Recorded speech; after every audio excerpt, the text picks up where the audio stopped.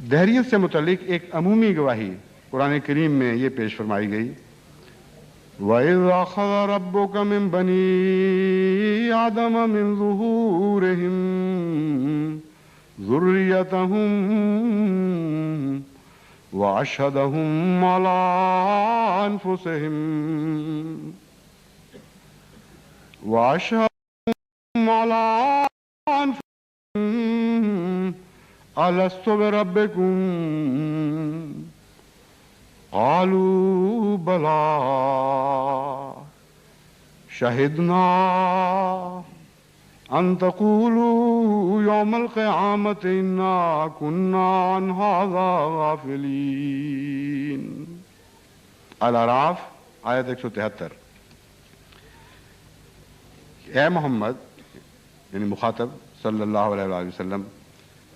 جب تیرے رب نے تمام بنی آدم سے ان کی پشتوں سے یہ عہد لیا، من ظہورہم ذریتہم، یعنی ایسی گواہی ہے جن کے پشت سے آگے ذریت پھوٹی ہے، یعنی آباء و اجداد یا جو بھی ان کی روحوں کا یا ان کے وجود کا آغاز ہے، یہ مراد ہے۔ جب ہم نے ان سے یہ عہد لیا، وَأَشْهَدَهُمْ، اور انہیں خود گواہ ٹھہرایا، عَلَىٰ أَنفُسِهِمْ، ان کے اپنے وجودوں کے خلاف، أَلَسْتُ بِرَبِّكُمْ، کیا میں تمہارا رب نہیں ہوں؟ قالوا بلا، انہوں نے کہا ہاں کیوں نہیں، شہدنا، ہم گواہی دیتے ہیں، ان تقولوا یوم القیامت، یہ ہم نے ایسے اس لیے کیا کہ یہ نہ ہو کہ تم قیامت کے دن جب باز پرس ہو تو یہ کہہ دو کہ ہم تو اس بات سے پہلے بالکل بے خبر اور غافل تھے۔ یہ جو آیت ہے بڑے گہرے مطالعہ کی محتاج ہے، اور اس میں ایک بہت ہی گہرا مضمون چند الفاظ میں بیان ہوا ہے، اس لیے سرسری نظر سے اس کے تمام مطالب پر تو ویسے ہی نظر نہیں ہو سکتی قرآن کریم کی کسی آیت کی، مگر سرسری نظر سے اس کے ظاہری مطلب پر بھی اطلاع نہیں پائی جا سکتی۔ مراد اس سے یہ ہے کہ بنی نوع انسان جو اپنی پیدائش سے پہلے کل عدم تھے، ان کا کوئی وجود نہیں تھا، ان سے گواہی لی جا رہی ہے علی انفسہم، ان کے وجودوں کے خلاف۔ اس کا یہ مطلب بنتا ہے کہ عدم کی گواہی ہے، ان کے ماضی میں جو عدم واقعہ ہے، اول معنوں میں وہ گواہ ہے کہ وہ خود بخود پیدا نہیں ہوئے اور ان کا ایک بنانے والا موجود تھا۔ تو یہاں جو گواہی ہے یہ لفظوں کی گواہی نہیں بلکہ زبان حال کی گواہی ہے جو پیش کی جا رہی ہے۔ دوسرے اس سے مراد یہ ہے کہ ان کی فطرت میں، ان کی پیدائش سے پہلے جو ڈیزائن بنایا گیا تھا ان کا،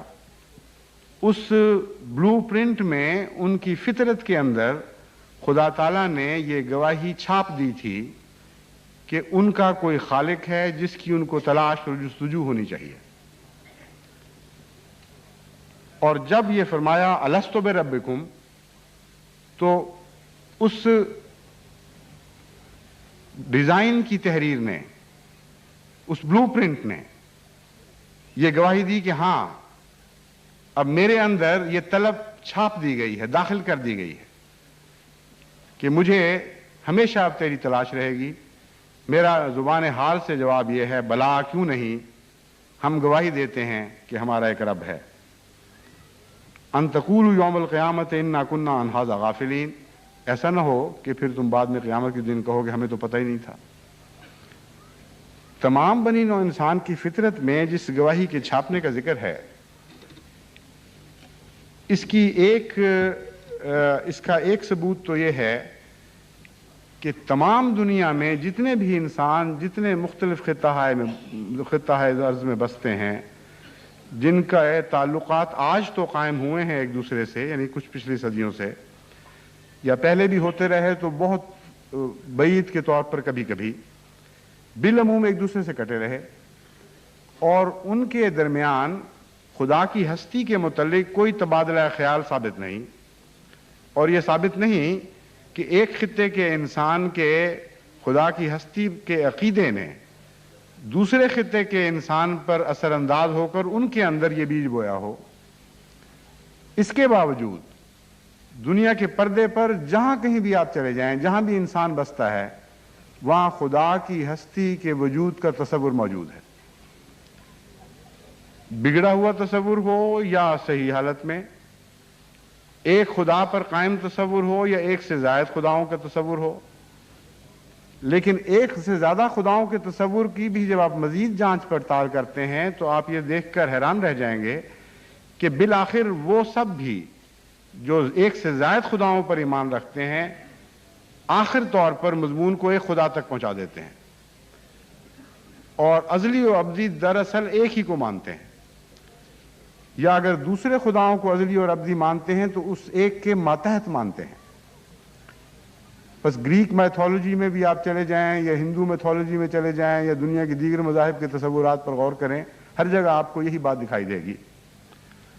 بس اگر فطرت کے اندر کوئی چیز چھاپی نہیں گئی، اگر کوئی پیغام ایسا نہیں ہے جو انکوڈ کر دیا گیا ہو، یعنی سائنسی ماڈرن اصطلاح میں، جدید اسلام میں انکوڈنگ کہتے ہیں کہ ہر چیز کے اندر اس کی داغ بیل ڈالتے وقت بعض پیغامات درج کر دیے جاتے ہیں، تو اگر یہ ایسا نہیں تھا تو یہ کیا تعجب کی بات ہے کہ دنیا کے ہر خطے میں خدا کا تصور موجود ہے۔ میں نے اپنے سفروں کے دوران اس بات کا خصوصیت سے جائزہ لیا۔ مثلا جب میں آسٹریلیا گیا تو وہاں بھی ایبریجنیز کے لیڈروں سے مل کر میں نے کوریج کی اور معلوم کرنا چاہا کہ یہاں خدا کا کیا تصور ہے۔ اس سے مجھے بہت ہی بعض دلچسپ باتیں معلوم ہوئیں جو اس آیت پر گواہ ٹھہرتی ہیں۔ لیکن اس سے پہلے کہ میں وہ بیان کروں، آپ کو میں یاد دلاتا ہوں کہ جتنی دنیا میں انسانوں کی نسلیں موجود ہیں، ان میں سب سے قدیم نسل جو بیرونی اثرات سے محفوظ رہ کر اپنے اندرونی نظام کو اور مزاج کو محفوظ رکھ سکی ہے، وہ آسٹریلین ایبریجنیز کی نسل ہے۔ 40,000 سال تک یہ لوگ آسٹریلیا میں ٹریس ہو سکے ہیں، یعنی اگر جو محققین نے جب ان کی تاریخ کا جائزہ لینا شروع کیا تو قطعی گواہیاں اس بات کی ملیں کہ 40,000 سال سے یہاں بستے ہیں۔ اس قوم کے اندر ایک دلچسپ مطالعہ کا اس قوم کا جو آپ مطالعہ کرتے ہیں اس کا ایک دلچسپ پہلو یہ ہے کہ آسٹریلیا ایک بہت ہی وسیع بر اعظم ہے۔ اس بر اعظم میں ان کا آپس میں کوئی ایک دوسرے سے رابطہ نہیں تھا، اور یہ محدود علاقوں میں ہمیشہ سے چلے آتے ہیں، یعنی جو علاقہ ان کی ملکیت سمجھا جاتا تھا اس سے باہر نکلنے کا ان کے لیے کوئی سوال نہیں تھا، اور روایتاً اور عادتاً جہاں تک بھی ان کی تاریخ کا علم پہنچا ہے، یہی معلوم ہوا ہے کہ یہ بعض قبائل بعض خاص علاقوں میں محدود تھے۔ اس کا مزید ثبوت یہ ہے کہ 600 زبانیں اور ان کی بعض ڈائلیکٹ آسٹریلیا میں موجود ہیں، یعنی جن کا ذکر موجود ہے، بہت سی ضائع ہو چکی ہیں، لیکن قطعی طور پر اہل علم لوگوں نے 600 زبانوں کے موجود ہونے کا علم حاصل کر لیا، اور 600 زبانیں الگ الگ زبانیں ہیں۔ ایک زبان دوسرے سے اس طرح نہیں مل رہی جس طرح یہاں ڈائلیکٹس ملتی ہیں کہ ایک علاقے سے دوسرے میں جانا شروع کریں تو بالآخر ایک دوسری زبان بن جائے اور رفتہ رفتہ ان کے تعلق قائم ہو جائیں۔ بالکل مختلف، کلیتاً آزاد، اور ایک دوسرے سے الگ اپنی حیثیت میں وہ قائم چلی آ رہی تھی۔ اس سے بھی ثابت ہوتا ہے کہ ان کا آپس میں رابطہ نہیں تھا اور ایک دوسرے پر اثر انداز نہیں ہوئے۔ لیکن ان 600 زبانوں، یہ 600 زبانیں جن قبائل میں بولی جاتی تھیں، ان سارے قبائل میں مذہب کا ایک ہی تصور ہے، کوئی اختلاف نہیں، اور وہ تصور یہ ہے کہ ایک ہستی ہے جو سب سے طاقتور ہے، جسے وہ توانائی کا سرچشمہ کہتے ہیں، اور وہ ہستی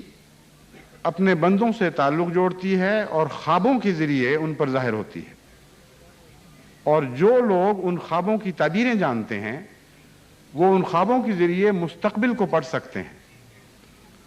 اور جب بھی کوئی خطرناک بات کسی قبیلے کے ساتھ ہونے والی ہو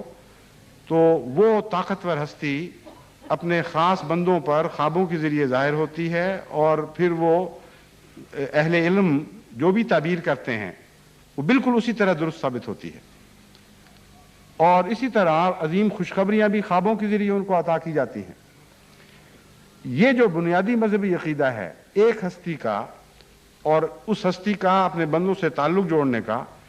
یہ آسٹریلیا کے تمام قبائل میں منوان اسی طرح موجود ہے، حالانکہ ایک دوسرے کے ساتھ رابطہ کوئی نہیں، زبانیں الگ الگ ہیں۔ آج بھی اہل علم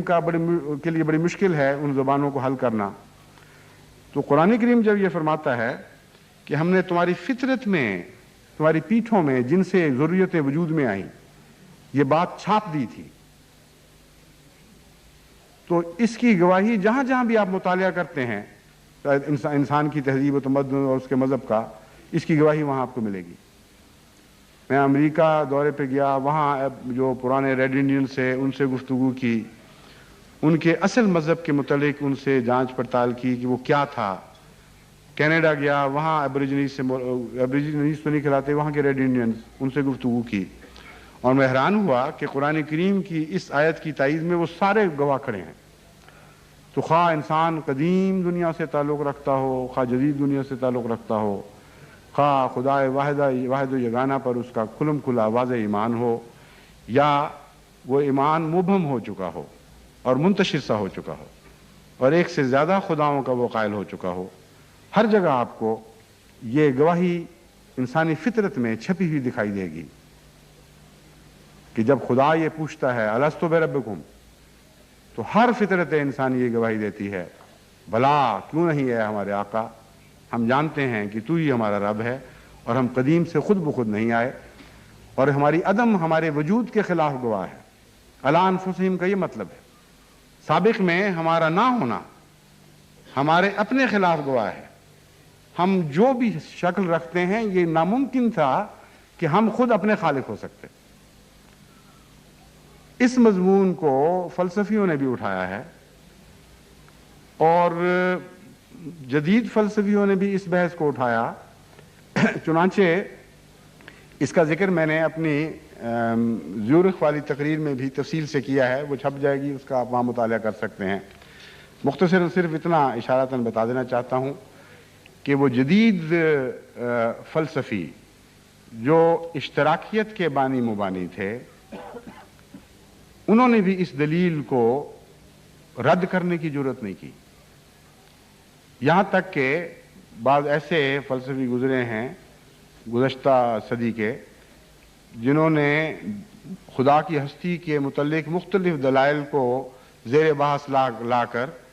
ان کی تردید کی، اور منطقی طور پر بعض دلیلوں کی دھجیاں اڑا دیں، اور اینسلم کی مثلا مشہور دلیل جو ہے اس کے خلاف بھی بہت کچھ لکھا، لیکن وہ بھی یہ لکھنے پر مجبور ہوئے کہ ایک دلیل ایسی ہے جس کے خلاف ہم کوئی طاقت نہیں پاتے کہ اس کو رد کر سکیں، اور وہ انسانی فطرت کی گواہی ہے۔ وہ کہتا ہے فطرت کے اندر جو اخلاق، اس نے اس رنگ میں پیش کیا ہے، فطرت کے اندر جو اخلاقی تعلیم چھپی ہوئی ہے وہ از خود پیدا نہیں ہو سکتی، اور ہر انسان کی فطرت میں ایک ہی اخلاقی تعلیم بنیادی طور پر چھپی ہوئی ہے۔ بس اس کو دیکھ کر مجھے خیال آیا کہ قرآن کریم، اس کو علم نہیں تھا کہ وہ قرآن کریم کی ایک آیت کی خود تفسیر کر رہا تھا۔ بس اس آیت کا ایک یہ بھی مطلب ہوگا کہ ہم نے تمہاری فطرت میں ایک ایسی اخلاقی تعلیم چھاپ دی ہے جو ہماری کی طرف انگلیاں اٹھا رہی ہے۔ اگر تم اس کی آواز پر کان دھرو تو تمہیں معلوم ہوگا کہ ایک خدا موجود ہے جس نے تمہیں پیدا کیا اور ایک نظام کے تابع پیدا کیا اور ایک مقصد کے خاطر پیدا کیا، اور تمہیں ایک اخلاقی تعلیم پر کاربند رہنے کے لیے پیدا کیا۔